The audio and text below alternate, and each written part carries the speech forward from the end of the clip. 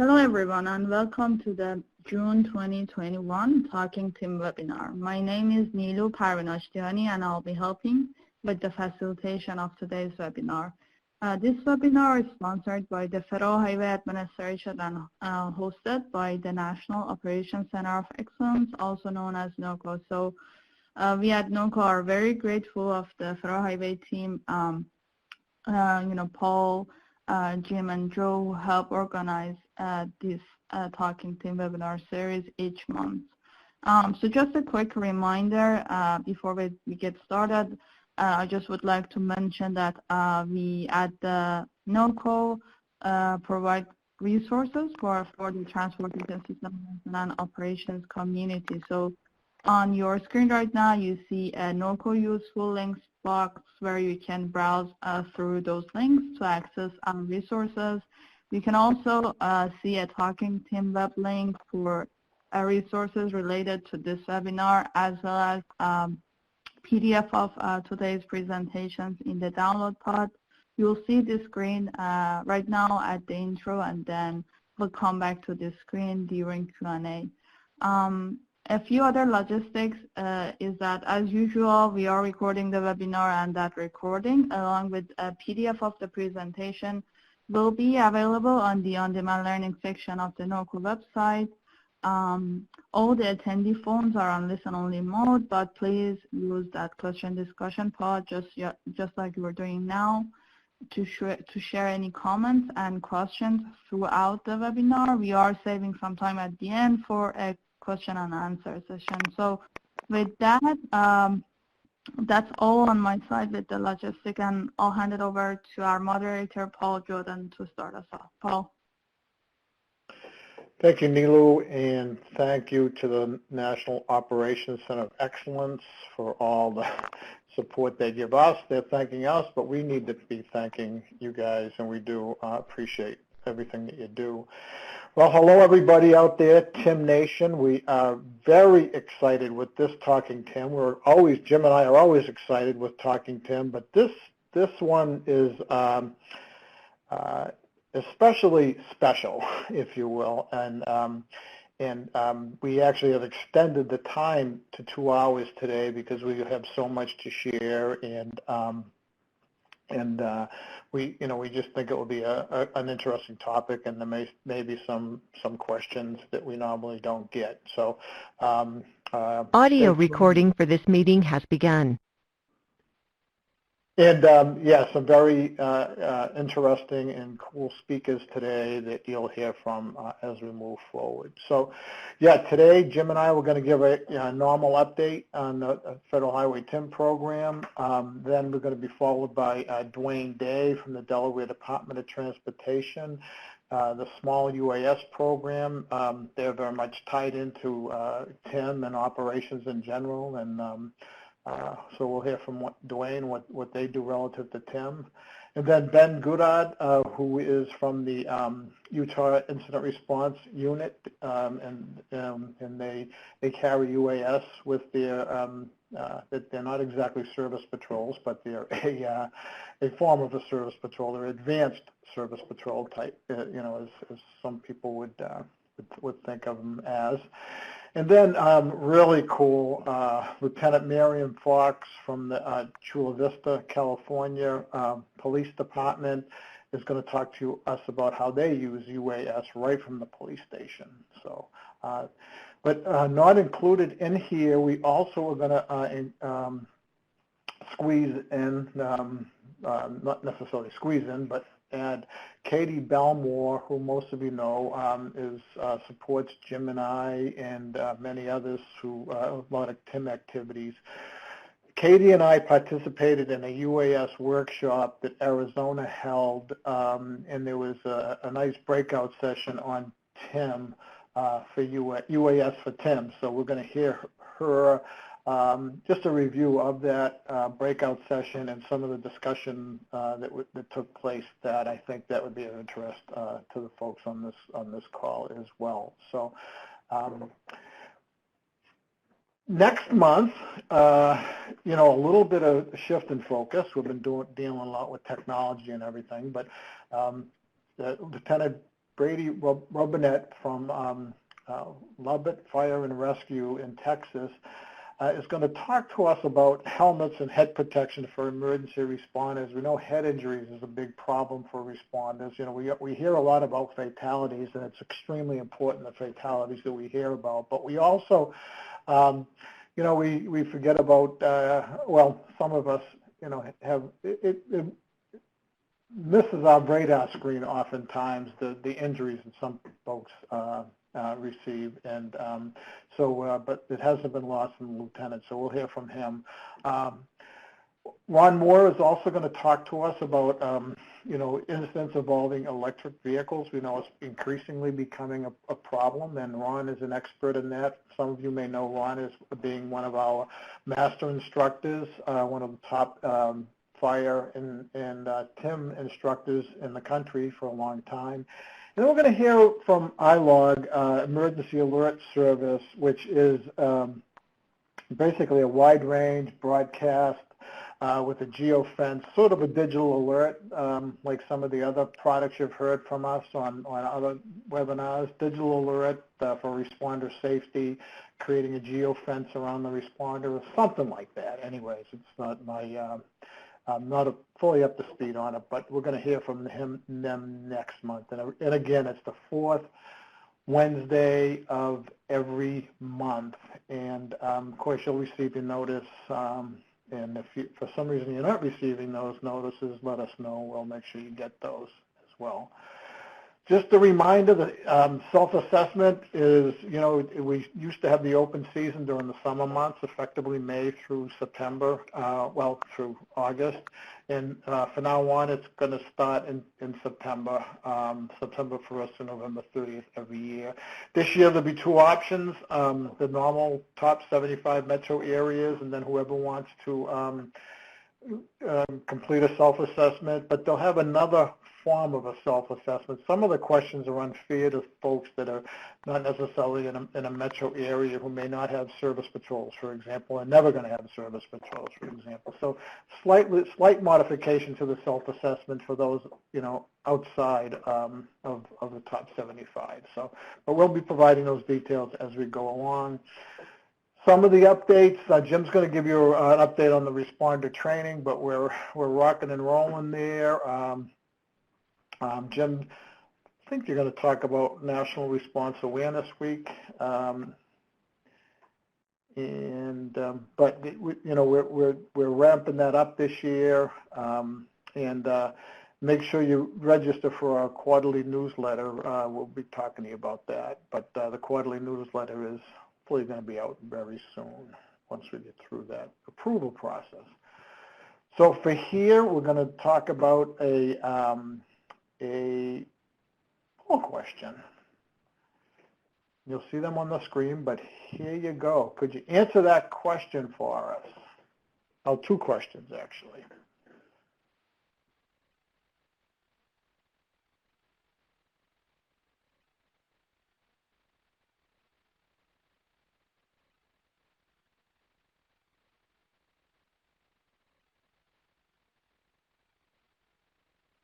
Yeah, so part of the reasoning behind that question, obviously, is you want to make sure you're sharing the the Talking Tim webinars with your your other partners within your state, and of course the TIM committee is an ideal place to do that, but doesn't have to be restricted to the TIM committee. But we're trying to expand our outreach, so we would appreciate anything that those of you on the phone today that are positioned to do so actually share the announcements. So you can see them, a good number are sharing this, so we do appreciate it. But the not sures, can you check on the so you're sure one way or the other, and help us distribute, increasing the distribution. Thank you. I think we can move, Ilog.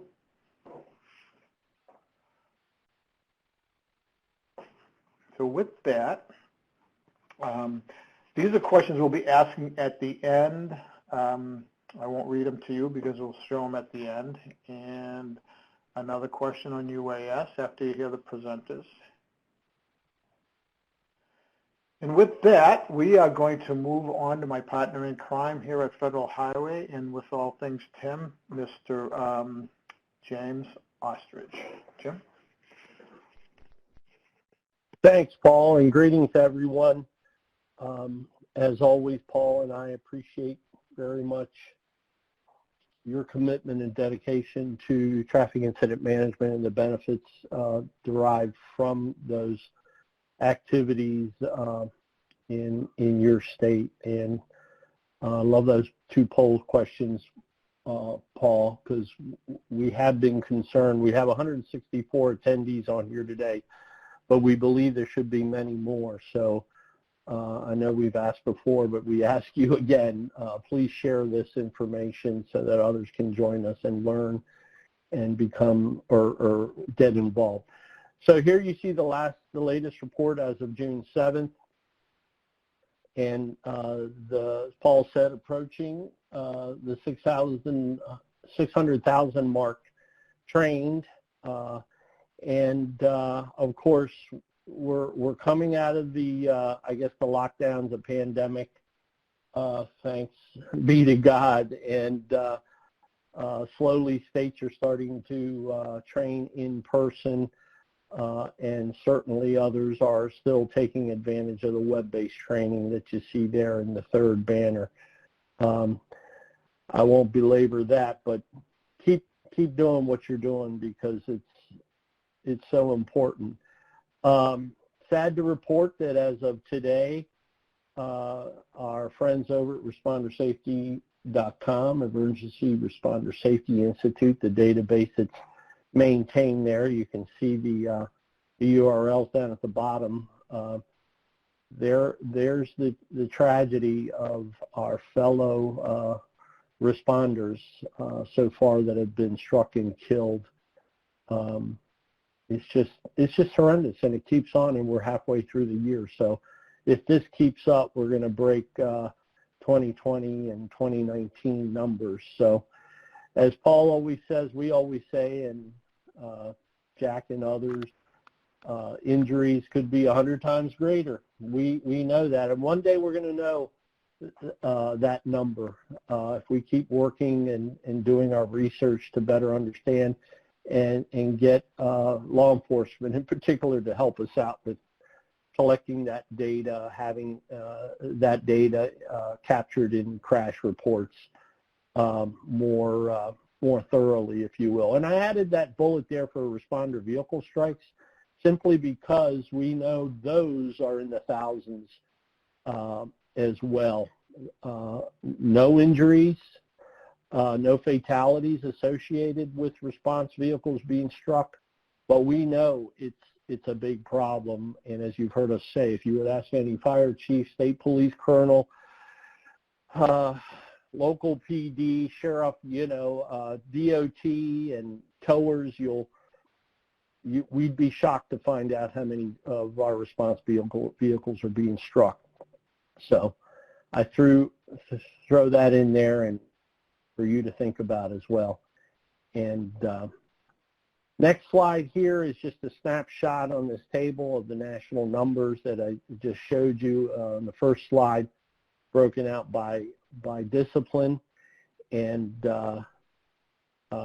it's worth mentioning for sure that whatever within your sphere of influence you can do to help your state, your partners, augment or increase training. Those you might know trainers that have graduated from our train to trainer session or a state-led train to trainer like many states are doing. And by the way, tonight is our fourth and last national virtual train to trainer session at 7 p.m. Eastern time.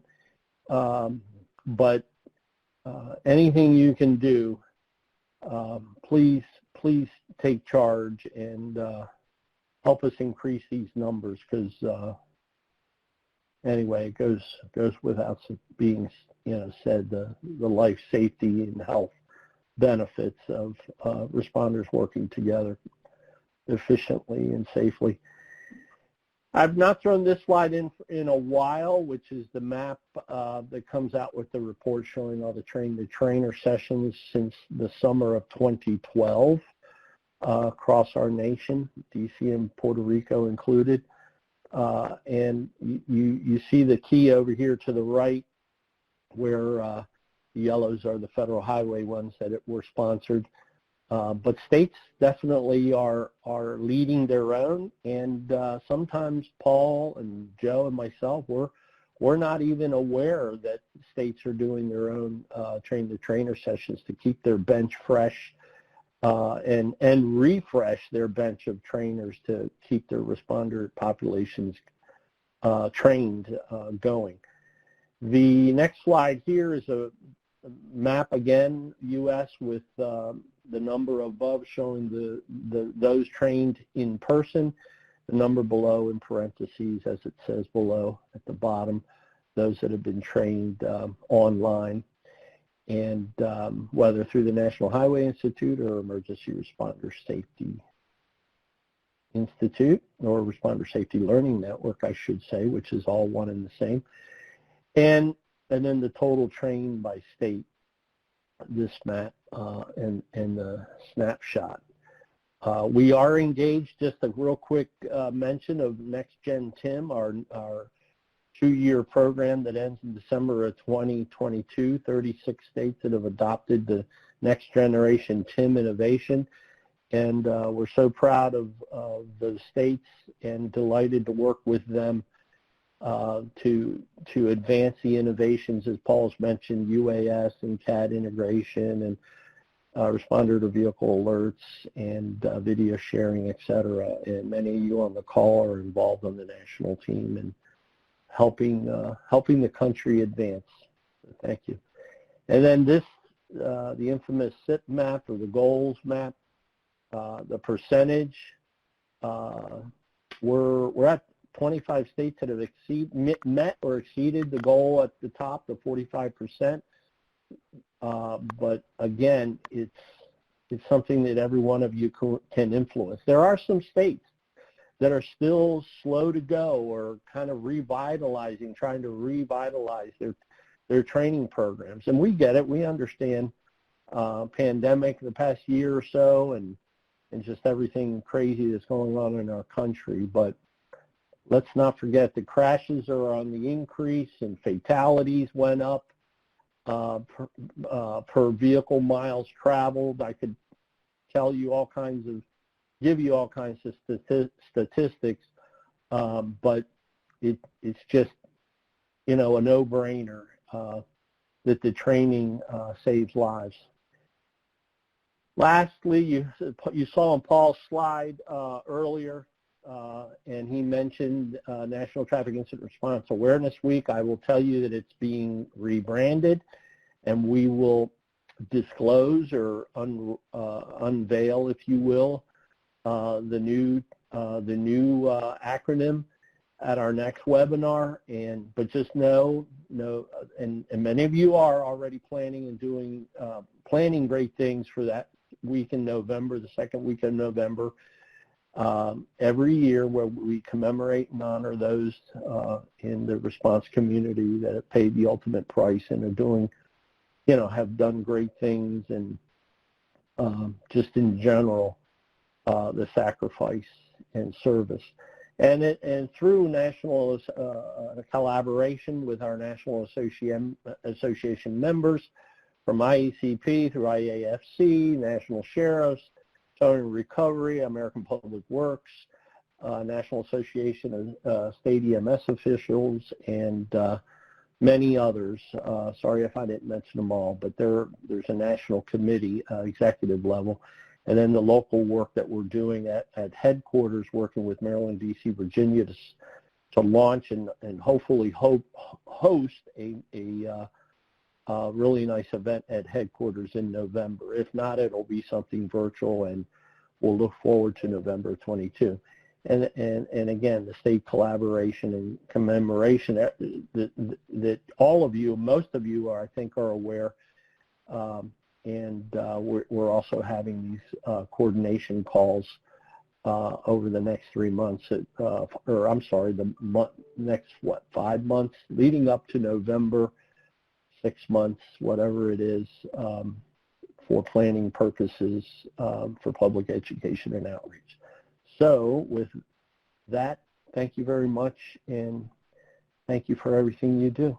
Back to you, Paul. Thanks, Jim. I will just want to modify one thing that Jim said. Jim had mentioned that at the last Train the Trainer session tonight, but I think, Jim, we're going to be sort of gauging the need and the interest for others Train the Trainer sessions. This is just this block of Train the Trainer sessions, but if we see that you know, they seem to be attendance-wise fairly successful. But we may not be our last, right? Absolutely, Paul. It's a great point. I didn't by any means intend to make it sound like it's our finale, or, you know, that's it. No, nowhere close. You're right, Paul. Yeah, but we're interested in hearing. Yeah, we're interested in hearing from you folks if there's you know, additional need, or even within your state, or within, you know, if you know, we should be conducting others. They were well attended, and we were very pleased with the outcome. So we're gonna just play it by ear from there. So good catch, Paul. Thanks. With that, our next speaker is Mr. Dwayne Day from Delaware, which, for those of you that don't know Dwayne, he is a man of many talents, one of which I believe was a TIM trainer, but a lot of times Delaware flies under the radar screen, but you know, they signed up for EDC 6, and going through all the activities that are associated with EDC 6, and you know, UAS is one of them. You know, they just do everything really well down there, including their UAS program, and Dwayne is going to talk to us about that today. So with that, Dwayne, take it away. All right, thank you. Like I said, my name is Dwayne Day. I'm the Homeland Security Planner here at DelDOT, and I do work in the Transportation Management Center. I am the UAS Program Manager for DelDOT and have been for the last 5 years. Since its inception and building the program up. So right now, DelDOT has 16 107 pilots and basically 39 drones. We primarily fly DJIs. You can see we have 37 DJIs, a whole mixture of different drones there. We are looking at Autel, so we have one Autel Evo 2, and our survey folks are doing looking at the Skydio. Like I said, primarily situational awareness. We're such a small state, we're a rural area, that we can put a drone up and bring that image back into our Transportation Management Center, where our upper management can make decisions. Obviously, we've used some debris management, debris assessments, especially with the tornadoes we had last year, and traffic mitigation, especially at special events, large-scale events such as NASCAR, Firefly, some of those areas. We have tried to do some bridge inspections using our infrared technology. That is still an ongoing process. We do take a lot of aerial photography of some of the projects that we're out there, especially if any of you have driven through 95 through Wilmington lately. We're taking weekly pictures of our corridor that we're repairing up there. And then we've done a lot of archaeological inspections. The way you become qualified for DelDOT, I don't really accept anybody until they've done their 107 on their own. Once they've got their 107, then we'll put them into a training program. We used to train everybody, sit down with them, have classes, and we had about a 30% test rate. So we decided that was not good use of our time. So basically, once they get their 107, they come to me, and I put them in a training program. I open up training records for them, and they basically have to show that they can fly 13 basic maneuvers. We also have a requirement that our pilots have 3 flights within a 90-day period to keep their proficiency up. But this is a picture right here of their training records. Everybody has it. We have everything that's required beyond the 107 that is in here. So the theory was, if we ever get stopped or spot checked by the FAA, I can just show them training records for everybody and how they've been trained and what level of training they've been to. So you see, they have their application, they have their test results, the flying quiz. We made up our own night flying quiz. Like I said, we've been flying at night now probably for 3 or 4 years. Now with the new 107 testing or training that just came out, I'm not sure how we're going to proceed with the night flying quizzes.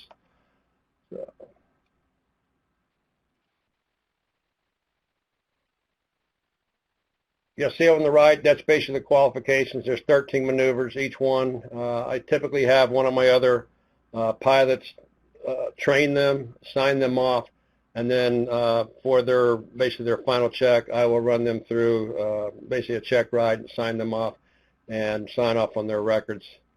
We do work with a lot of the other state agencies.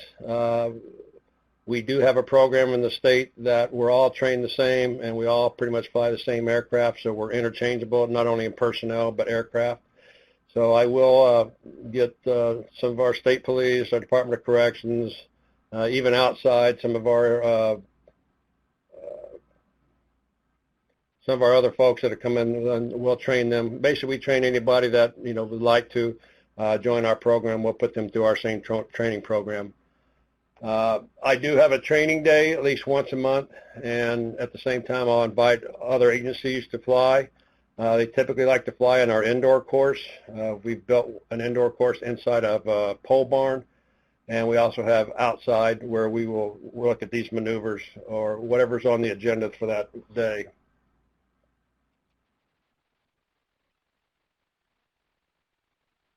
This is a picture of our indoor course at the bottom. A lot of that, we built those obstacles, some based on the National Fire NFPA, I think, 2400. We have some of those cluster units there, but we've also built staircases and tubes and stuff we fly in. Just from what we've experienced flying with our local law enforcement agencies, we do get called out to support our state police a lot, whether it be for their SWAT teams or for their crash recovery units. Another thing we do is our right-of-way folks, whenever they acquire a home or a building and before they go to demolish it, our drone teams will go in and get more practical experience flying inside.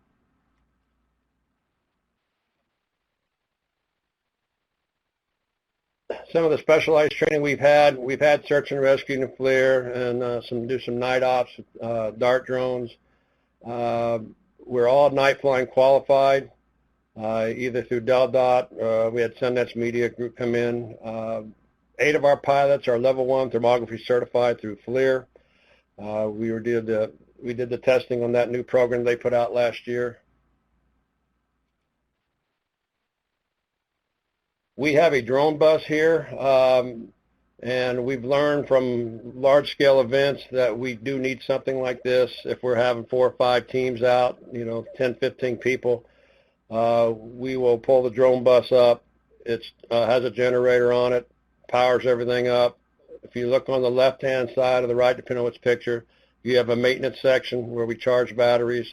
We have a planning section, and in the very back, there's a command post, the chair in the back. And that individual will basically be our air boss whenever we're out flying. We just put 4.9 on it, and we're still testing that, see how we can get better connectivity, especially at large-scale events. One of the other things that we've acquired or we've purchased, we have 3 of these gators, and they are dedicated to our program. As you can see, they are inside cabs. They're heat and air conditioned, especially when we're charging batteries in the middle of the summer. They do have cradle point in them, which Delaware is primarily Verizon, but we do have AT&T FirstNet capability where we can get a priority line. That helps with our video downlink system. If you see off to the left, we have an external television that is powered up, comes off our controller, and we use that if we have somebody else next to us, like law enforcement, that needs to direct their folks. They can be looking at the screen while the pilot is flying. It also has tubes behind it. You can't see it, but it has Fox Fury scene lights. We can pull those out and light up the whole area at night.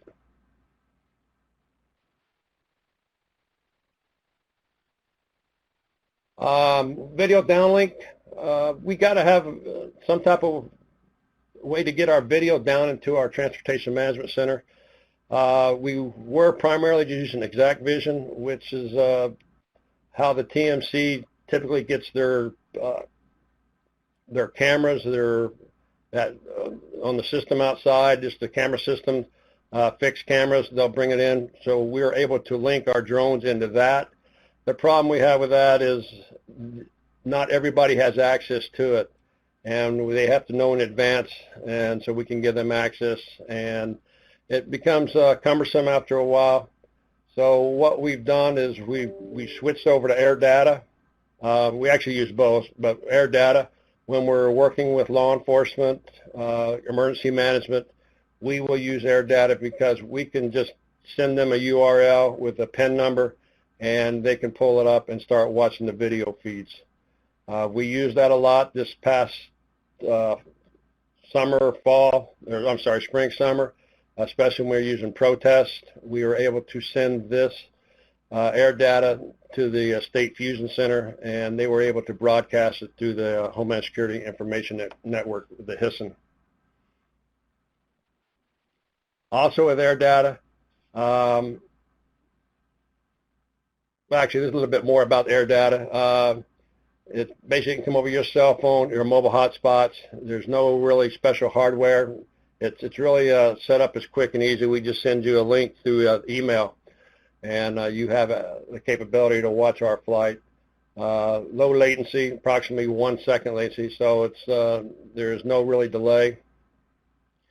Basically, you can look at a table or your tablet. You can look at it on your phone. We use iPads, and it's secure. Like I said, we send it out. We'll send out 2 or 3 pilots, and we'll give them PIN numbers. We typically use the same PIN number, but if we needed to change the PIN, if we're doing something law enforcement specific, we'll change that PIN to whatever they need. One thing about air data also, it allows me to manage my program. My pilots sync their aircraft. I can do analysis on their flights. I can set maintenance schedules for them. We can print out reports, and we can also print out alerts. But a lot of information comes through there. I just don't have time to go through it all right now.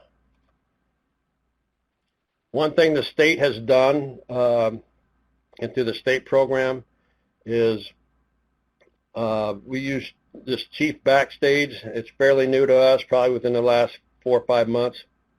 But all the pilots that are qualified and part of the state team, they go on here and they can get alerted through our 911 centers if there's a request for drone support.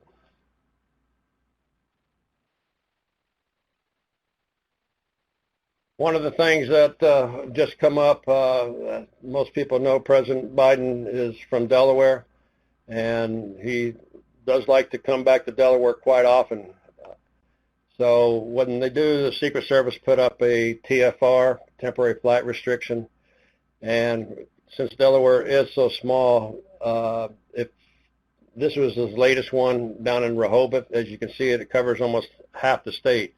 That's a 28-mile TFR, and nobody can fly a drone in that in that area. And if he comes up to Wilmington, it basically covers the top half.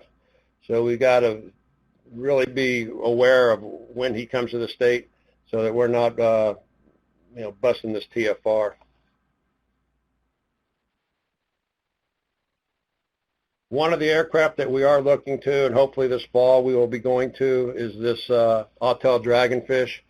And one of the reasons we like it is it has this 120-minute endurance. So if we can launch aircraft or launch a drone up and be able to fly at least an hour or 2 hours, that would be great. It also has an 18-mile range.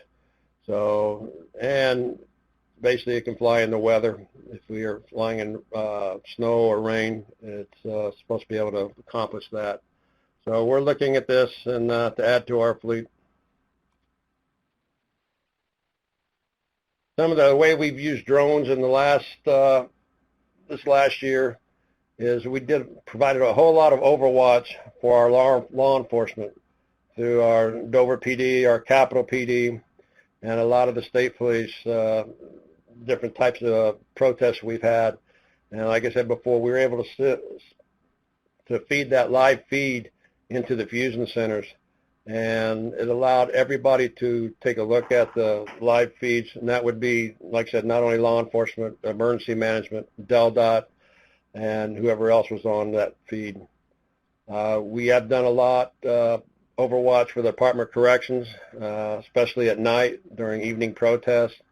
Some of the areas are not very well lit outside of the fence, so we'll provide thermal imaging of the crowd so basically they can see exactly where everybody is. We do get called out to support our state police, their collision reconstruction unit. Unfortunately, sometimes it's 2 or 3 times a week. But when we go out, we typically take, just our still photos. But lately we've been trying to use drone deploy, and so we can sew all those pictures together and have orthomosaic that covers the whole area at about 150 to 200 feet.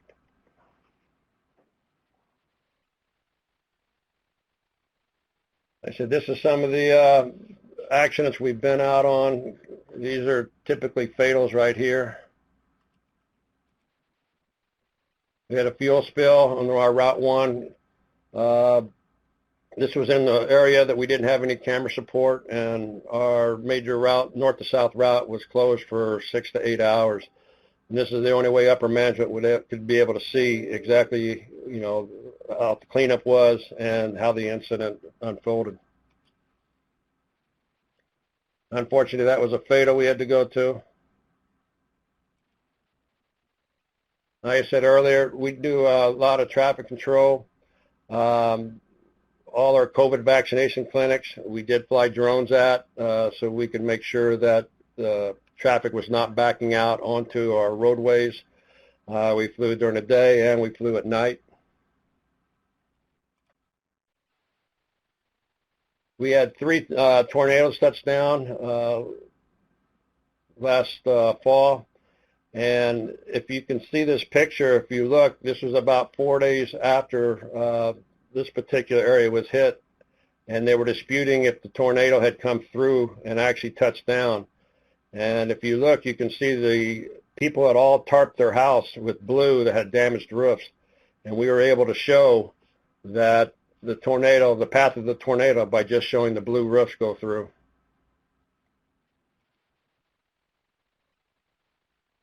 One of our roads down here, typical flooding, what we did, we were able to show a drone footage of this, and then they actually raised the road about 4 inches through this section, and they were able to go back and show that, it was a successful as far as road repair to keep this,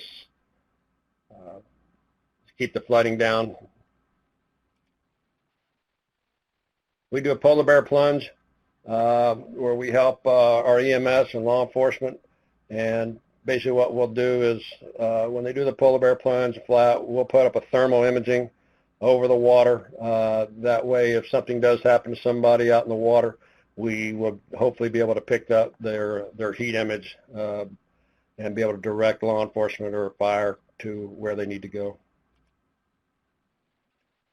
NASCAR, this is a picture where we're using the drones for traffic control. This is the whole corridor in front of the speedway, so we can see how the signals are timing and where it needs to be fixed or timing needs to be changed. And that is Firefly Festival, which we have 50,000 people come and sleep out in their tents.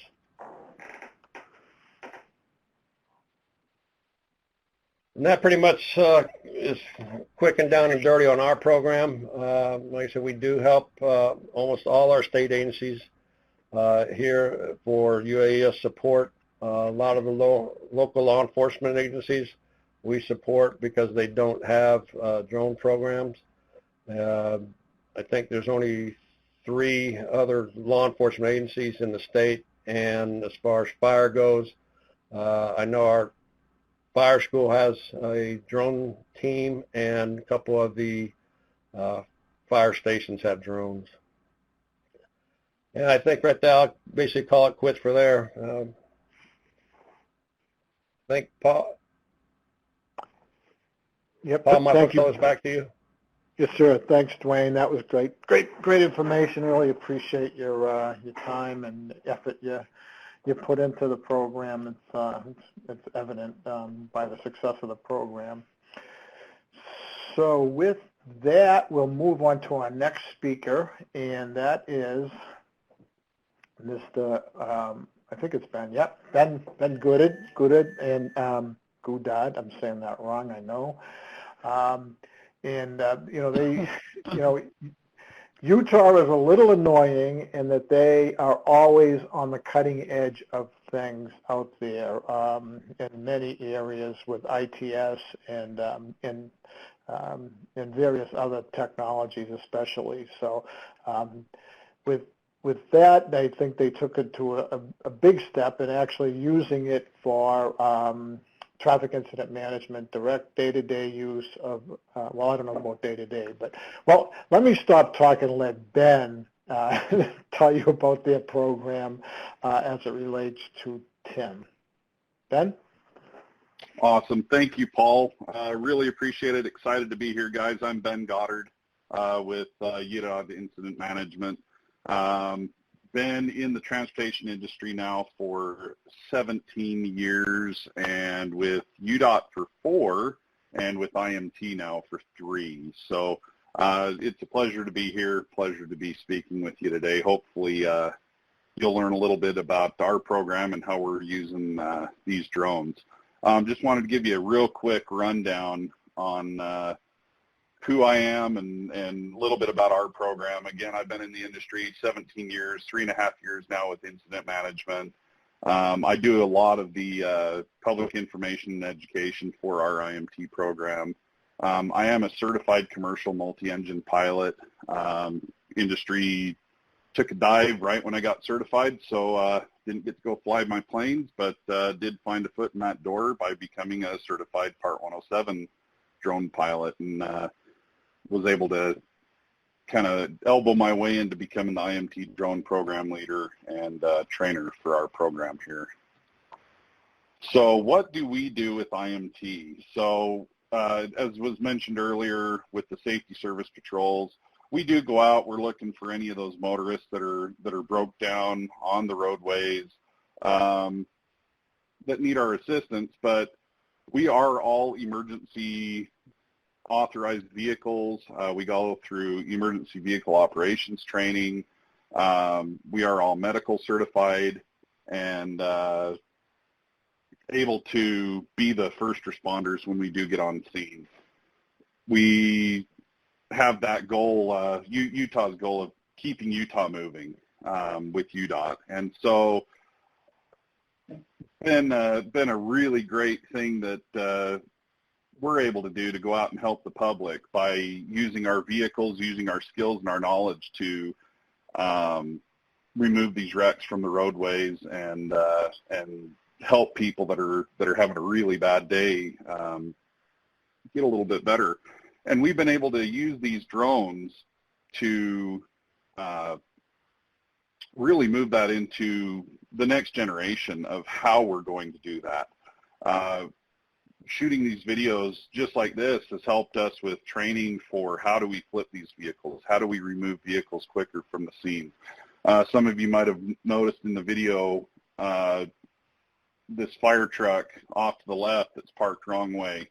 Firefighter actually tripped over that barrier and landed face first in that lane of travel, and if a trooper hadn't been standing right there to stop traffic, probably would have got ran over if the driver wasn't paying attention. So we're able to use this drone footage to incorporate it into our TIMS trainings with our own UDOT personnel as well as other agencies to point out some of those things. With IMT, we have 30 trucks, 2 incident management trailers that are fully equipped, 25 incident management employees. We operate in 4 areas, 4 regions throughout the state, and we are a 24-hour operation. We work closely with our Traffic Operations Center, obviously with UDOT internally, and then with Utah Highway Patrol, as well as other departments. We do get called frequently to other local police departments and sometimes with fire to go assist them. We get called out to special assignments as well. We had the pleasure of getting to escort the big boy when the train got reinstated, I guess, to come down for our, I believe it was our bicentennial anniversary of the railway being joined out in Promontory. They had Big Boy out there. We got to escort it all the way from Wyoming down to the event and then all the way back up. Anytime the president or vice president's in town, we assist with that. And again, drones become a huge part of watching traffic control and being able to monitor the hot spots that we need to focus in on and that law enforcement needs to focus in on with that. And I'll have a little bit more on that here in just a moment. A lot of the training that we go through is up on the screen right there. Of note, all of our operators are Part 107 licensed, so all 25 IMTs have received their FAA certifications, as well as we just, as of 2 weeks ago, have done our recertifications and some night flight training. So we are all night flight certified now, and our drones are now equipped so that we are able to operate over live traffic and over crowds, which is incredible. So now we'll get into the meat and potatoes of why we're here, the UAS program and how we are using it. With IMT, our primary concern, again, is to keep traffic moving on our roadways. By keeping traffic moving, we're going to avoid secondary crashes. So unfortunately, when we do have those big incidents that occur, we're going to have some blockages, and in the event that we have a serious injury or even a fatality, we know that there's going to be investigations that have to be done for criminal purposes, for documentation, things like that. Since we've incorporated our drone program and started to use that for documenting these scenes and assisting Highway Patrol and some of these other law enforcement agencies, we've been able to cut down some of these fatal scenes from as much as 6 hours down to 2 or 3 hours of closure time. So we're seeing a huge reduction in closure time, and the ability to get these roads open a lot quicker has been just enormous for us, and not just in keeping the public happy, but in avoiding those secondary crashes. And we know that that's a huge part of protecting the public and why we're here. We all know we see lots of bizarre things that happen out there. One thing that we're noticing with our drones now too is with like semi-fires, when we have hazmat incidents, several of our drones now are equipped with infrared, and so we can get those infrared shots of those hazmat materials or of those vehicle fires or semi-fires, so that we can find those hot spots. We can coordinate with the fire departments, with law enforcement. We can see where those plumes of hazmat are blowing towards, and look at evacuation zones. We can look at where fire needs to really focus their attention to get those fires put out or that hazmat contained. I mentioned we do work with local fire departments. Again, we have to be careful with this. TFRs do get put up quite frequently with fires, and we're seeing them actually starting to pop up as soon as it's just a small little tinder anymore, because of how dry we are out in the west this year. I don't believe there's a part of Utah that isn't in the extreme drought condition right now. So unfortunately, I think we're going to see a lot of this year. But this particular incident was up in Centerville, Utah. Fire captain was sitting down on a main road, asked one of our incident management team to throw a drone in the air so that he could see the extent of the damage that was done, find out where his crews were and how close they were to wrapping up. So it does help them to be able to visualize the entirety of the scene, where they need to provide personnel, and provide safety for them as well, knowing where they're at. Again, here's another look at an incident we had on I-15. We had a full closure semi-truck, changed lanes, sideswiped a vehicle, pitting the vehicle. There's actually a vehicle trapped up against the wall with a person in trap. We were able to ramp surf and get all the traffic off the one exit and then right back onto the freeway, using some local law enforcement to hold lights and direct traffic. But using the drones, we were able to cut about an hour of time off of this scene by getting some of these images out of the way and shot for law enforcement. At IMT, we take all the raw JPEG images for them. We use Pix 4D for highway patrol. On a small scene, we're shooting anywhere from 200 to 300 images. On a large scene, we could shoot upwards of 1,000 plus images. We just hand the raw images, the raw data over to highway. They process the data internally using one of Pix 4D's many. They have several different 3D or 2D programs that can piece those images together to create those 2D or 3D mapping images.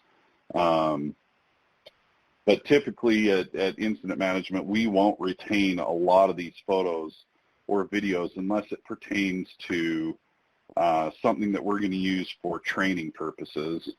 And we do that for legal reasons. We don't want to get called into court if we don't have to, and we don't want to show any gore or fatalities if we can avoid it.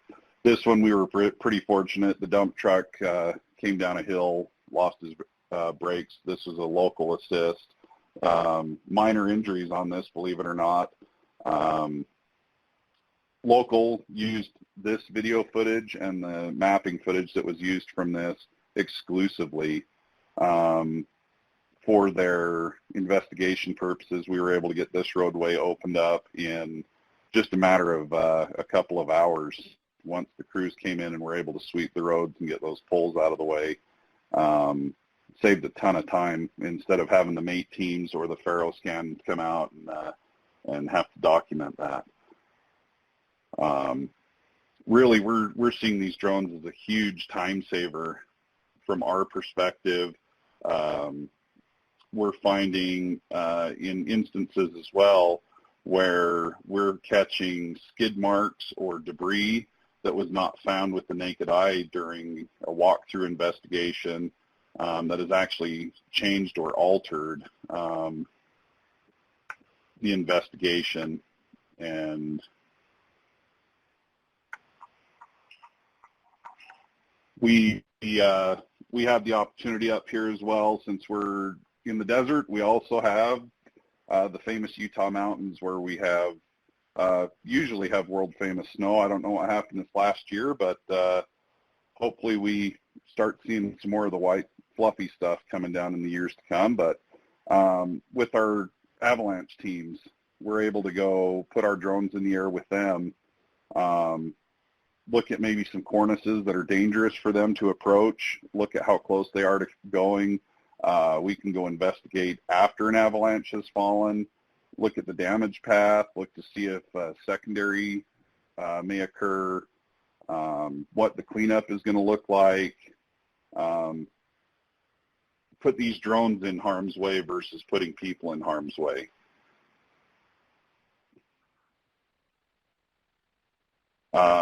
Again, using them up the canyons with UDOT for a rock slide that we had, we were able to go up and look at, get an overall damage assessment of what was done to culverts and to the roadway after the landslide had occurred. We're able to go up and look at the cause of the landslide, and we had a couple more major storms lined up in the days that were to come, so we were able to go and look at the hillsides and determine, give this footage over to our weather and geological teams and determine if there were potential for future rock and landslides with this footage.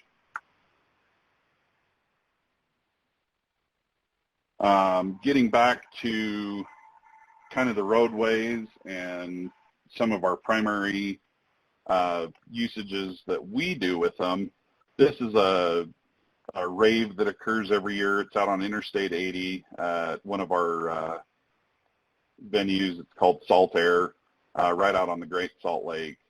3-day event, tens of thousands of people that show up. It always has a tendency to block traffic, cause major delays and road jams.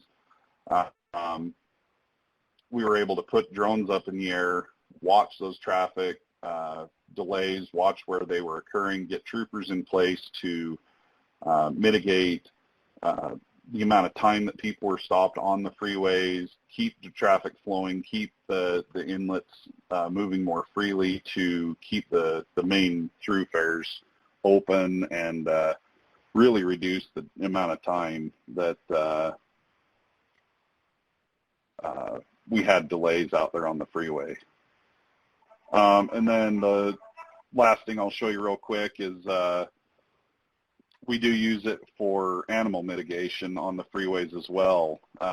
Don't know about you, I don't want to put myself in between either a mom or a bull moose or an elk or heck, even a deer that's out wandering around on the freeway. But we work closely with our Department of Natural Resources, with our Fish and Wildlife guys, and they absolutely are on board with us using these drones to help chase this wildlife back up the hillsides, get them away from the traffic that's flowing down there. If a car doing 70, 80 miles an hour were to hit one of those, especially one of these little Honda Civics or a motorbike or something, I mean, we just know the devastation that can occur from that. But we've been very successful in utilizing our drones to chase this wildlife up. So just as a quick recap, again, we have 25 IMTs working for us. Everybody is Part 107 FAA licensed. We currently have 35 drones in operation. We operate a DJI platform, 28 DJI Mavic 2 Pros. We have 2 Matrice 210 RTKs, 1 Mavic Enterprise, the older model. We have 4 Mavic 2 Enterprise Advanced. Those are really cool new ones that just came out a couple months ago. 48 megapixel camera, 32 digital zoom, and a FLIR camera on them. All of our pilots go through a 3-day initial Part 107 training course. It's 2 days in the classroom with intensive studying. They have take-home homework that they do. The next day, on day 3, they come back, they take the FAA exam. Currently, last I checked, we're about an 88% first-time pass rate on that. after they go to take their test in the morning on day 3, we come back, we do a full day of hands-on drone training and mapping training. We require all of our IMTs to maintain 50 flight hours per year minimum. We do quarterly online training and testing, and then annual flight and mapping training. Some of the lessons that we've learned is reduced closure times, increased oversights into hazards, natural, man-made, hazmat, and also with traffic queues. We're seeing major reductions in time for fatal and major incident investigations, in the hours. We do use them for training. We use them for scenarios. And then we use them for TIMS trainings. Like I said, we were able to, just that one video I showed at the very beginning, we were able to point out, I think it was 15 things wrong with that scene that we teach in our local TIMS trainings here. So just being able to utilize these drones has been huge for us, and we went with every IMT being able to have one and be trained and certified with them, because it allows us to quickly deploy, quickly get those drones out there, and like I said, we're seeing if we can save 1 to 2 hours in a fatal investigation, get those roadways open, prevent those secondary crashes, and learn those lessons to be able to do it more efficiently, quicker, better, faster. Man, we're just seeing huge improvements with things that we're doing out here. So I know we're going to have a Q&A a little bit later. There's my contact info there, and just again, I appreciate the time that you've allowed me to be here, and I will turn the time back over to Paul. Thank you, Ben. Awesome presentation. Really interested in hearing more at some point about the clearance times and the the benefit for the training in particular is of interest to us. Yeah, want to hear more. I already have a question that I'm going to ask right now, Ben, okay, because I get to do that. So I know a lot of people have asked us when we started sharing the information about all your IMT, having license and carrying the drones with them, how you perform your normal duties. How do you balance the two if you want to activate a drone while you also have, traffic control and other issues going on? How do you guys handle that?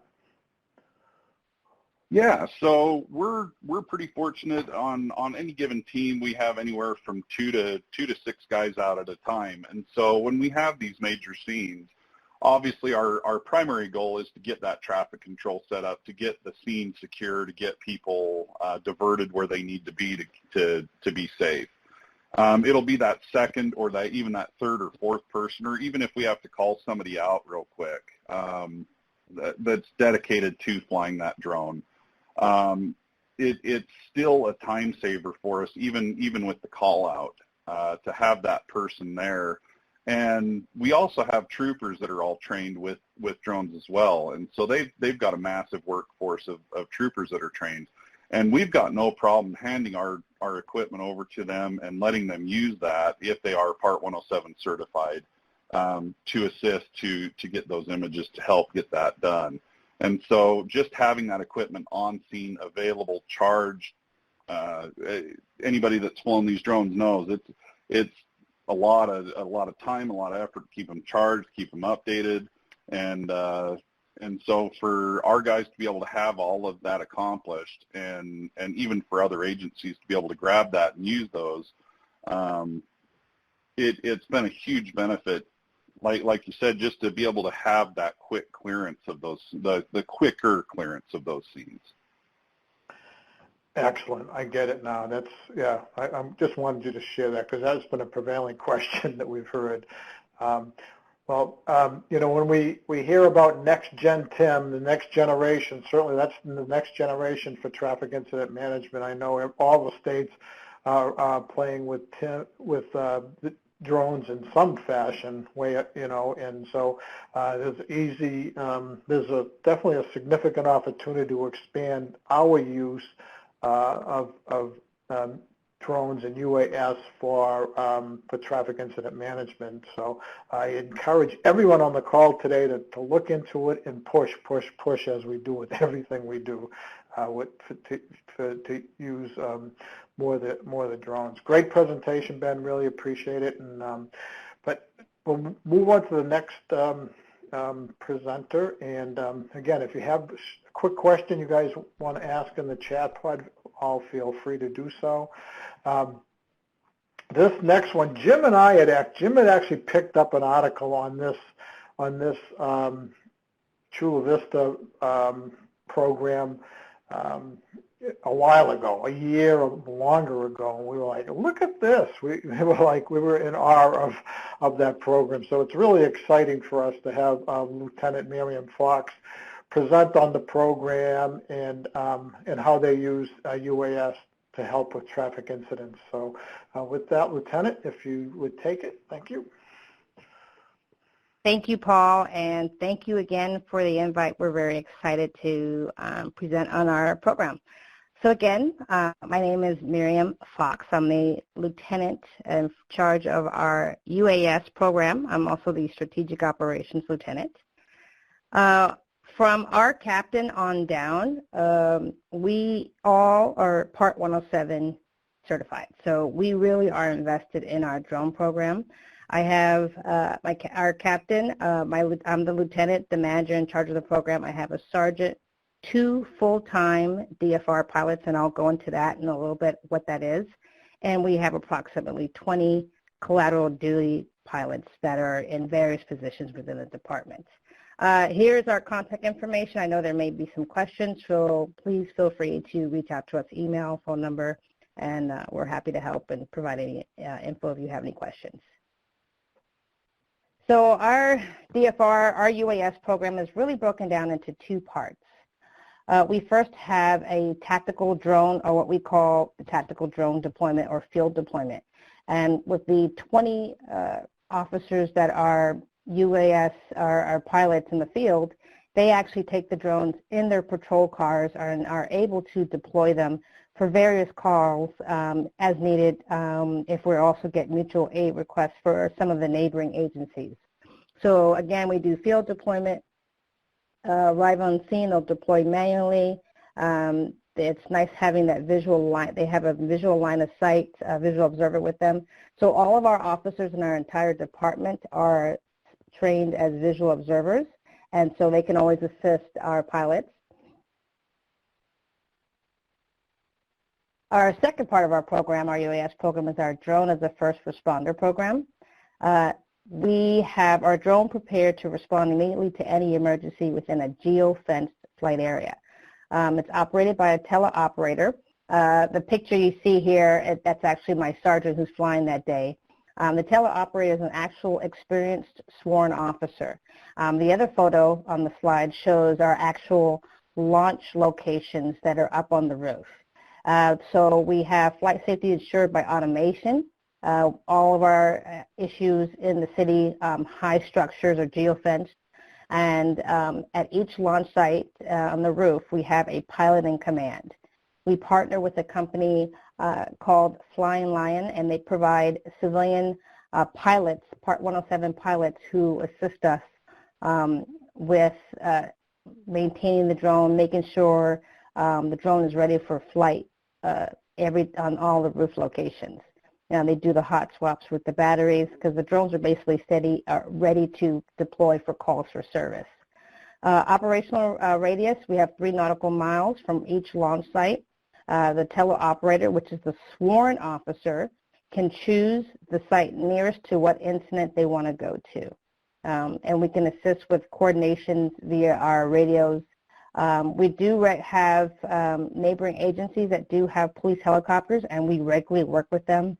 We have a really good relationship with them and have actually deployed our drone with the police helicopters nearby, and we work really well with them. Our video that we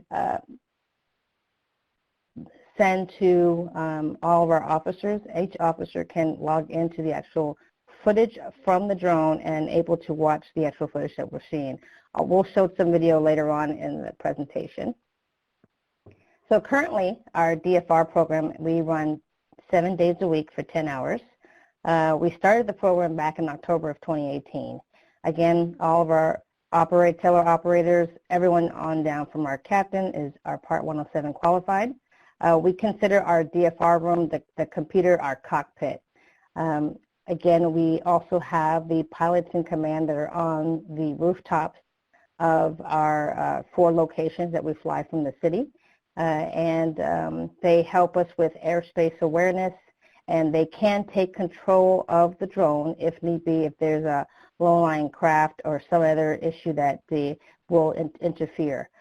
So the pilot on the roof can take control if they need to.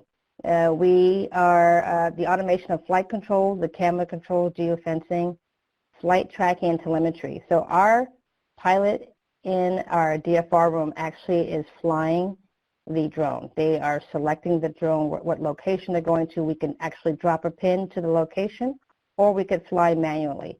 And the benefit of having an experienced officer that they know the city and can actually fly manually without having to drop a pin. In addition to our DFR program, our teleoperators we also utilize Live 911.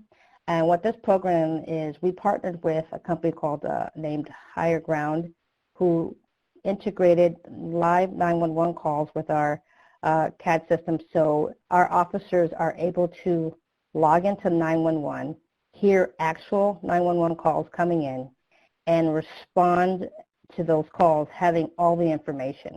Our dispatchers are wonderful, but we do know that sometimes things are delayed. The initial call taker will get the call, has to type it into the computer-aided dispatch, and then the dispatcher has to dispatch it. Well, this system allows our officers to hear the calls directly and be able to respond. Live 911 also allows each of our officers to set a geofence around them. So if they just want to hear the calls that are the 911 calls that are within a certain radius to where they're driving, or for their assigned sector or beat.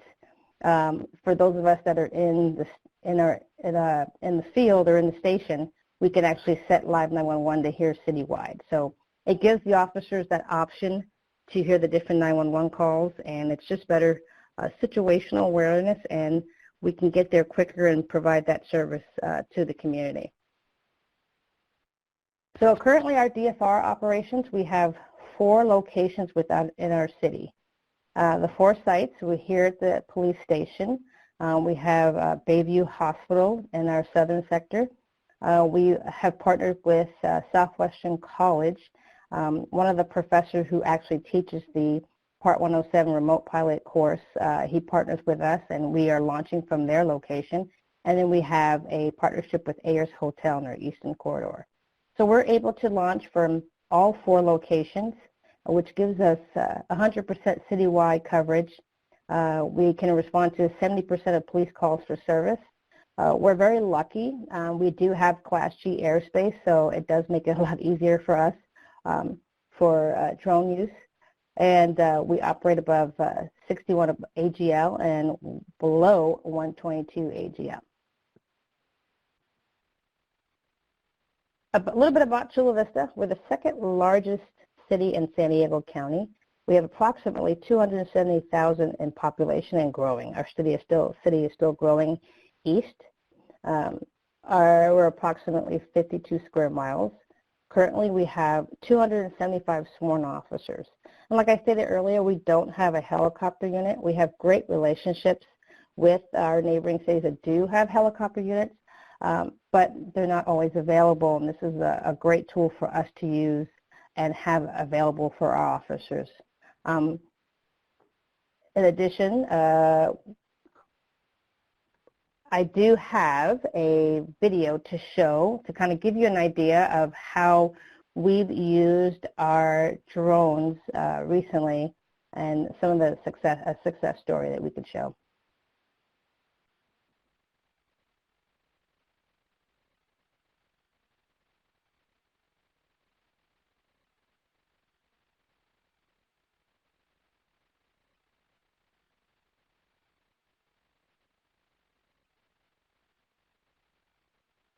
So some of you remember the Tamir Rice shooting back in Cleveland a few years back.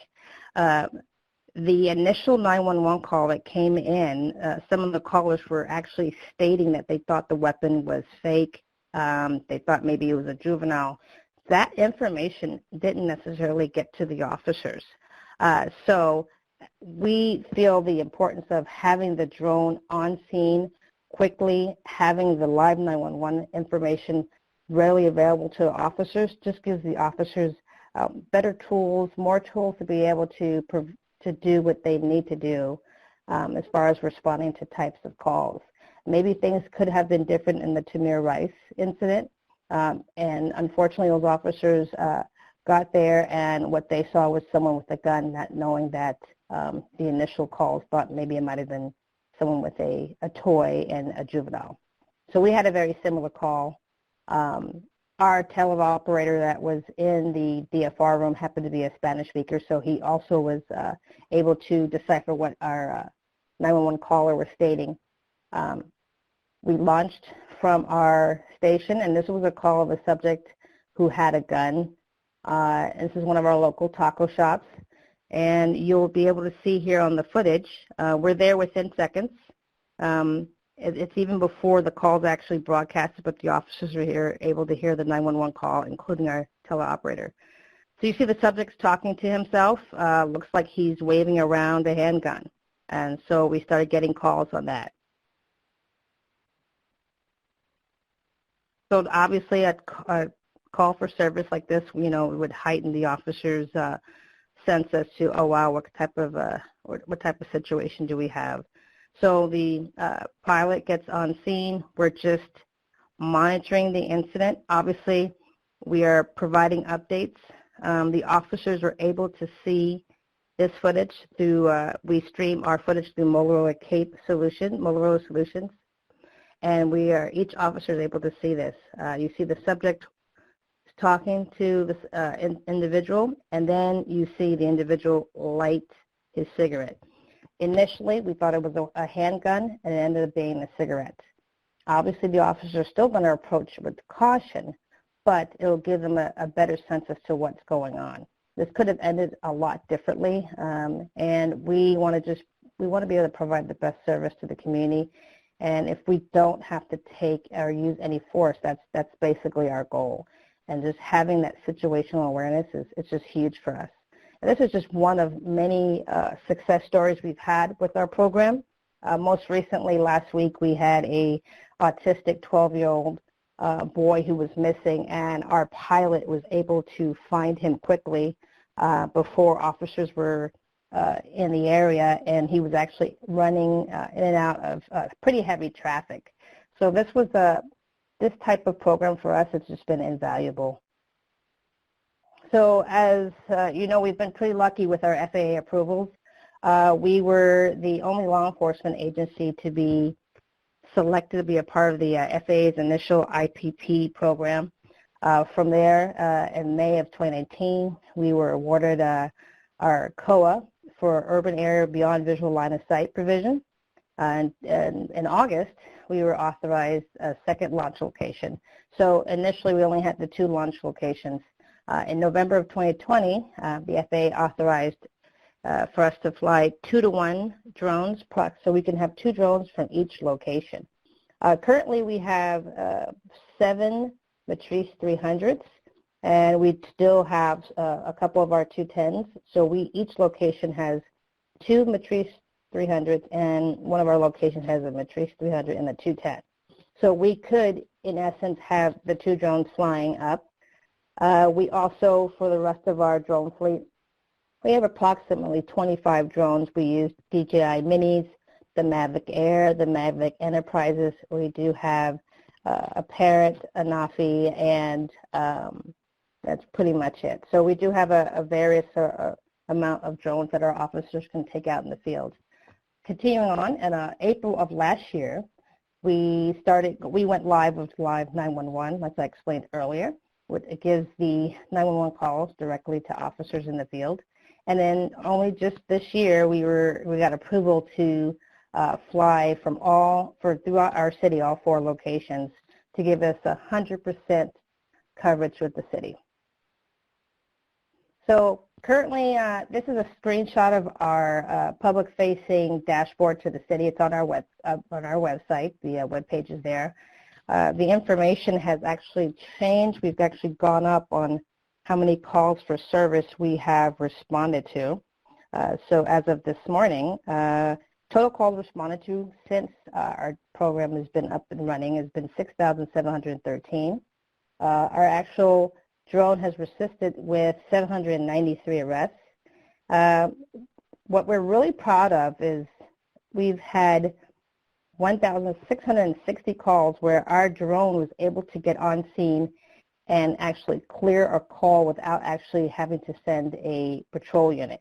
And that's pretty important when it comes to providing and trying to get there for emergency calls. If our officer has to, if we have to send 2 marked officers to a report of someone with a gun and the drone's able to get overhead and see that, hey, it's not that, it's a toy, or the subject has left the area, then those officers can be redirected to something that they really need to respond to. So this is just a great program that we just are, so proud of, and continuing learning things that we could do to make it better. So again, continuing, being able to get on call first on scene, it just helps give those officers a better situational awareness and hopefully provide a better service for the community, be safer for our officers, safer for our community. Again, this just shows our average priority 1, priority 2 average response times. Prior to having our drone program, usually response times are about 7.8 minutes, or for priority 2s, 10.1 minutes, and these are like stabbings now, shootings, really emergency calls where the community will need us now. With having the drone has cut down our response times from to only a little bit over 2 minutes and a little bit over 3 minutes, which is pretty huge. When you need help, you obviously want to have law enforcement and police there quickly. So I know this was mentioned earlier, but we, in partner with Motorola Solutions and Air Data, we do post our telemetry and flight info every day on our website. We understand there's a huge concern from the community with regard to privacy, and so we do get calls at times asking why the drone is over someone's home and what we're doing. And so we decided to put all of our flight information on our website. So this is what the community sees. Also with Air Data, we do use it. It monitors our equipment, our drone equipment, battery life, maintenance, and all that stuff. So it's a good tool that we use as well. But this also gives the community a chance to see exactly what we're doing. And, we're not, we want them to know that, hey, we're here to help, and we only respond to calls for service. And we know there's a concern with our community is that, are you guys just randomly surveilling? So this is important to show them that, no, we only respond to calls for service, and that we're not just randomly flying around in the city. So what's next? We are obviously stronger U.S. drone ecosystem. We know remote ID is coming on board, sense and avoid. What we would love to do is be able to put a drone in a box on every location in our city. We currently have 4. We do have citywide coverage, but we would love to be able to put a drone in a box on every fire station. Fire stations are strategically placed in the city for response times to areas. So if we could do that, and the drone, we just respond based on the CAD and 911 calls that come in, that would be great, because we can remove the person off the roofs and have the teleoperator still monitoring and assisting and moving the drone as necessary. So we're hopeful. We know the technology is coming. We've seen different systems that are coming online, and we're excited for that. So we're just looking ahead, forging ahead as to what we can do and hopefully make our program better. Here's a link. Here's our link to our city website, our drone program, to the city of Chula Vista. And if you have any questions for me, please feel free to ask. Well, thank you, Lieutenant. All I can say is, wow, what an impressive program. I don't know that I've heard about several use of drones, but nothing like that. Dispatching right from the police station or your selected locations to find out what the situational awareness is and the response. That's just very, very impressive. Great presentation. Really appreciate it, Lieutenant. So, ladies and gentlemen, with the Lieutenant's presentation and with the others that we've seen today, you're looking into the future, I think. Just picture, we hear about a crash. Instead of sending someone out there to see exactly what it is, exactly what you got, you send a drone out there to see what the situation is, the exact location. Imagine being able to identify the exact location right from a launch location with drone. Man, that is, I'm telling you, that is really really impressive. All the presenters today were just awesome. I really really am impressed that we are on the cutting edge of the future and the opportunities there are for TIM. So the next speaker we have, but certainly not the least, is Katie Belmore and I participated in a workshop that Arizona had on UAS in general for transportation DOT purposes. But our good friend and colleague Jeff King from Arizona facilitated a session on UAS for TIM, and Katie participated and took notes.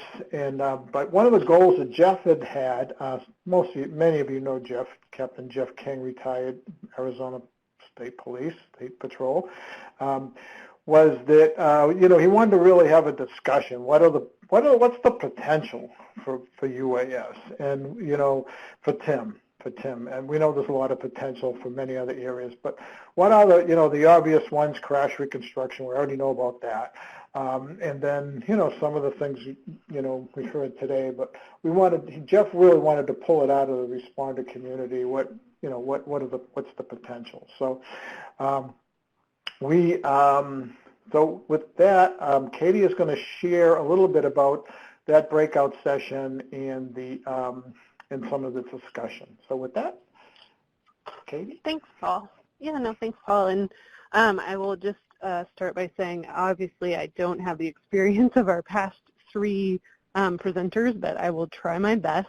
So like Paul said, Arizona did have a 2-day workshop, and on each day they had a breakout session, and on the second day is when they had the one that focused on the traffic condition incident management. And so during that time, that's when I saw Ben's presentation from Utah for the first time, and obviously said, oh man, we need to get him on Talking TIM. And I think in the future we'll probably do the same thing with David Gallagher. So I didn't take a ton from their presentations, but they started off the breakout session by giving us an overview of what they're doing. So I figured since David wasn't here, I just mentioned a little bit about his program, because you obviously know what Ben is doing now. So David works with the Ohio UAS Center, and so that was formed back in 2013, and for the DOT, that group really supports the operations of their UAS program, looks at the policies and procedures, and then looks at how they can actually use UAS for some of their ODOT contracts. And then additionally, they provide some external kind of shared resources, and they're really focused on a couple things. One was providing support and making sure that the people out there using drones are doing it safely and properly. But they're also looking to make sure that there's things are being used as efficiently as possible, and that there aren't redundancies out there. So one of the things we talked about and was real clear, and I think you probably even saw it today, was how important training is, right? And here I just kind of have a summary of, you know, how similar what Ohio is requiring of people is similar to what the Utah program is doing. And obviously everybody needs the pilot certification, the 107, but both have multiple days of training, have a time period of going out there and practicing, right, before you're on, someone making sure you're competent before you're out there on your own. And then, you know, with Utah, I noted how they have their minimum flights per year, and then they also do kind of ongoing training and testing.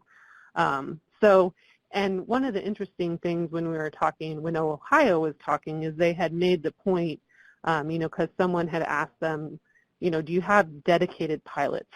And they said, you know, they do have some dedicated pilots, but what they found, and this was the example they gave, is, you know, it's a lot easier to teach a bridge inspector how to go fly a drone, right, to support their work than it is to teach a drone operator how to inspect a bridge, right? So they have people like that they're training and are going through this program that they've established.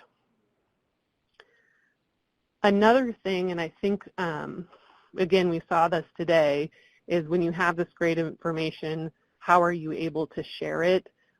So Ohio actually uses this milestone box that allows them to send the video back to their ODOT video servers, and then you're able to watch it through their system. So if you look here, you know, this is an example. It has all of their videos, but then you can pop up the actual drone video as well. So it just gets integrated into their system.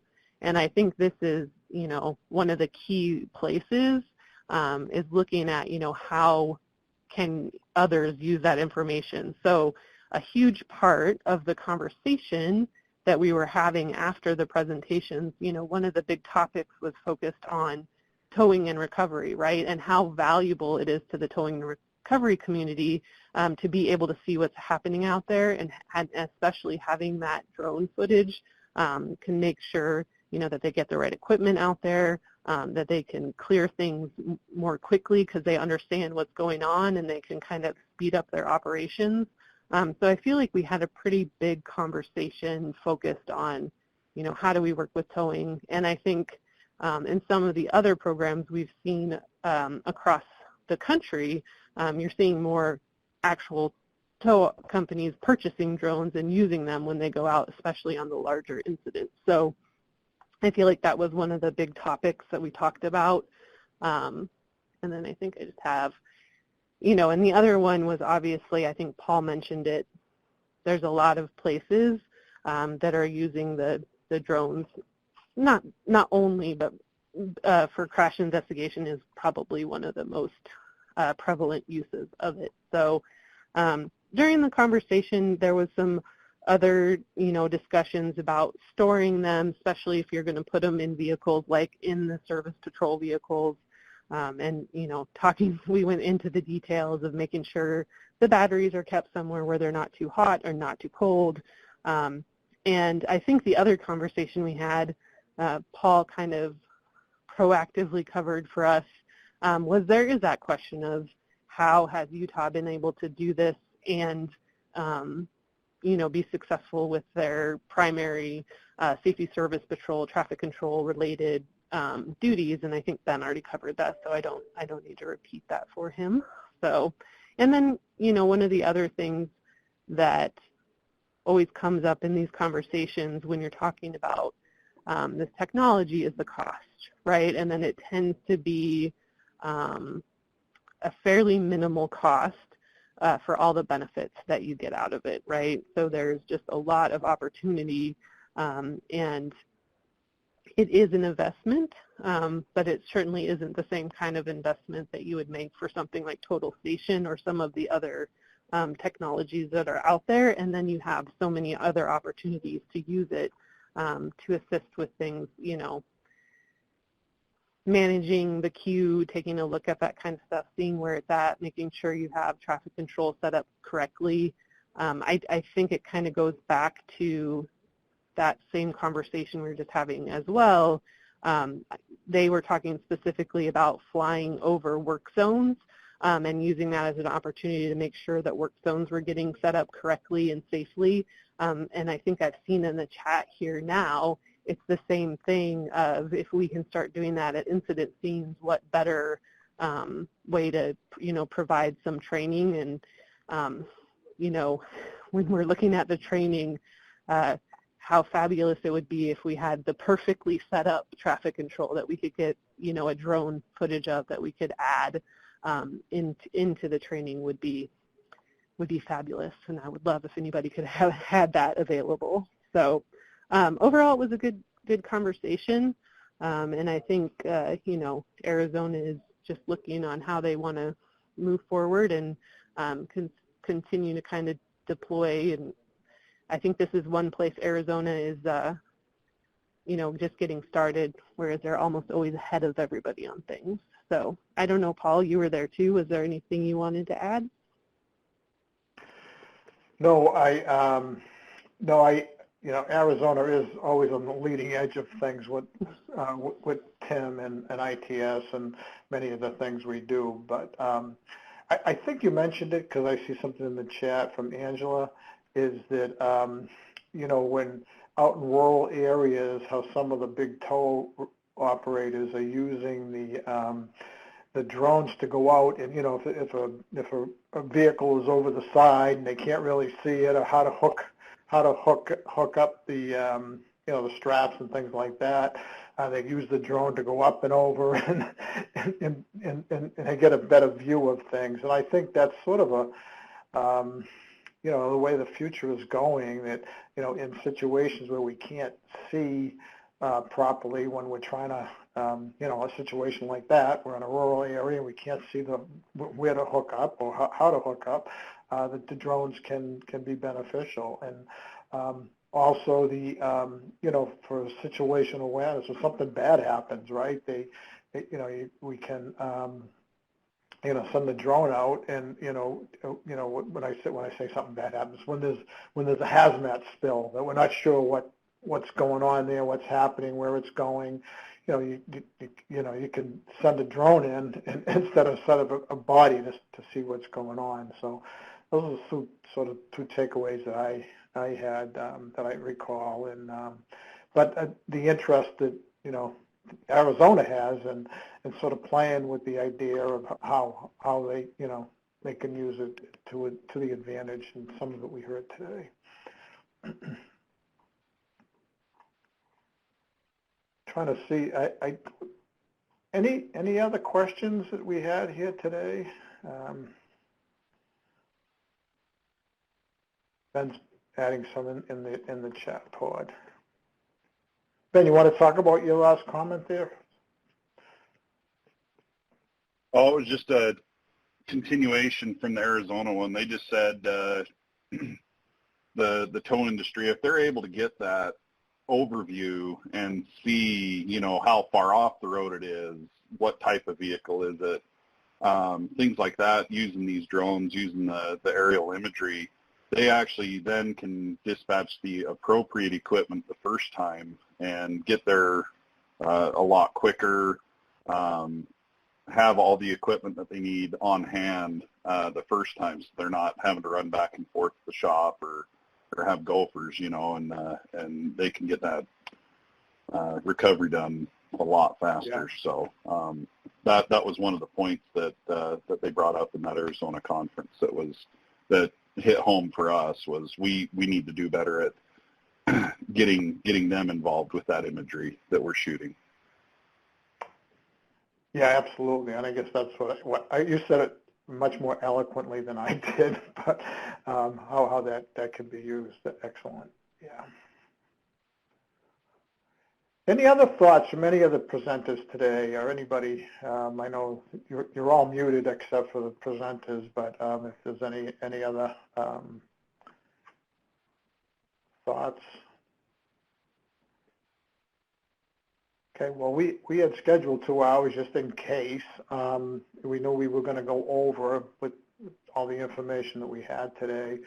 Really want to, emphasize how much we appreciate the presenters taking their time. You're all very busy people with great programs, and to take the time to share it out with the nation. Susan Lane just popped in a question. Have you had any issues with interference with private drone flyers? Does anyone want to take that on? I'll pop in on that. It's Ben from UDOT. Yes, we do occasionally get private drone flyers that love to see what's going on. We'll have a full freeway closure or stuff, and they're curious. They want to know what's happening, but we're trying to land live flight. We're trying to do our due diligence to get our scene data collected. The best thing I've found there is send a representative to go find out who is flying that drone if you can, and have a conversation with them. We're looking at some other technologies as well that we can actually send out an instant direct message that kind of blasts the area through either 911 or and sends it out to anybody's cell phone within a given parameter that you set up. It can send out a Facebook or an Instagram message that just says, hey, we've had a major event. We have drones in the air. Please don't fly your drones here. Something like that. So we're looking at some other options with that. But right now, yeah, we try to find, if we can, who's flying it, send a representative over to have a conversation with them, ask them to please stay clear of the airspace while we finish up what we're doing. Yeah, this is Dwayne. We typically have our issues are large-scale events, Firefly, NASCAR, and typically it's somebody that doesn't know the rules. Like Ben was saying, if we find them, we just stop, we educate them, and they typically will put it down and not put it back up. But it's more of education of the public. Somebody went down to Best Buy, picked it up, and think it's really neat to get some aerial pictures. They just don't know the rules. Lee, I know you asked about the cost of that UAV for the plane style one. What we're actually waiting for is for Autel to come out with the price. They advertised it in probably January, February timeframe. We reached out to them, asked them what the cost was, and they said they would probably announce the price in the second quarter, and we're going into the third. So that's what we're actually waiting on, is to see what is the cost going to be. Dwayne, what is the overall cost for to set up a drone, do all the software and everything else it needs to go? It's relatively reasonable price compared to some of the other transportation-related technology that we use, right? Well, and yeah, it all depends on which drone you're using and the sensor you have on it. Like all our safety officers and myself, and we all carry the DJI Mavic Air Zoom because it has that zoom capability, and the whole setup, extra batteries and everything, runs us about $2,000 a drone. And then on top of that, if you're going to do the video downlink, the air data system is about, we pay $8,000 a year for 20 pilots. And so that, I would say, with your iPad, you're looking at about $2,500 for the year to operate that particular drone. And if you get into the other ones that have IR capability, depending on the quality of the IR camera, you're gonna start paying a pretty penny for those. Yeah, worth every penny though. And and relatively speaking, when you talk other ITS technology, it's still very reasonable. And Ben put some cost information for his systems in the chat pod for those of you that hadn't noticed it. Any other parting thoughts from the speakers?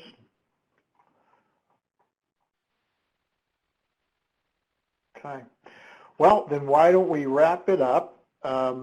Jim, is anything you want to add before we close? No, Paul, just blown away by the phenomenal presentations, and huge thank you to our presenters, and as always, our entire audience. Thank you all, and don't forget to spread the word of TIM and Talking TIM webinars. Thank you. Yeah, ditto to that, and Jim and I and Katie and the whole team here there's a whole team of us support us for this Everyday Counts initiative.